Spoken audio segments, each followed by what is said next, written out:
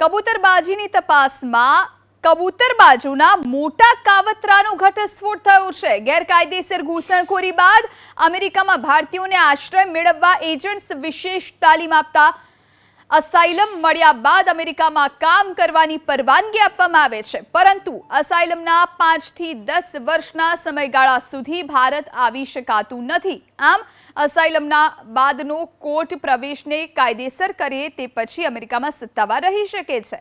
આ માટે એજન્ટ્સ ભારતથી લઈ અને અમેરિકા સુધી નેટવર્ક ચલાવતા અમેરિકામાં ભારતીયોની ઝડપથી કામ મળતું હોવાથી મોટાભાગના લોકો લાખો રૂપિયાનો ખર્ચ કરીને પણ અમેરિકામાં ગેરકાયદેસર પ્રવેશ કરવાનું જોખમ લે છે। ભારતમાંથી અમેરિકા ગેરકાયદેસર પ્રવેશ મેળવ્યા બાદ તેમની વિરુદ્ધ થતી કાર્યવાહી અંગે એજન્ટ્સ દ્વારા વાકેફ કરવામાં આવે છે। સાથે જ ગેરકાયદેસર રીતે પ્રવેશ મેળવ્યા બાદ કઈ રીતે અસાઇલમ મેળવવા માટેના કારણો આપવા તેની વિશેષ તાલીમ આપવામાં આવે છે। અમેરિકામાં કબૂતરબાજી કરવા સાથે સંકળાયેલા એક એજન્ટનો દાવો છે કે ભારતીયો માટે હજારો કિલોમીટરનું અંતર કાપીને એકવાર અમેરિકામાં ગેરકાયદેસર રીતે જવું જરૂરી છે।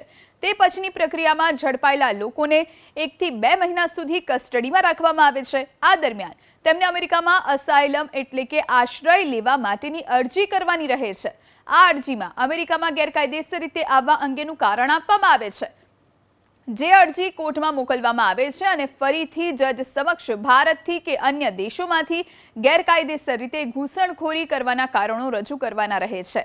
જે તેમને યોગ્ય લાગે તો આશ્રય માટેની પરવાનગી આપવામાં આવે છે। સત્તાવાર આશ્રય એટલે કે અસાઇલમ મળી જાય તે પછી અમેરિકામાં કામ કરવાની પરવાનગી મળી જાય છે।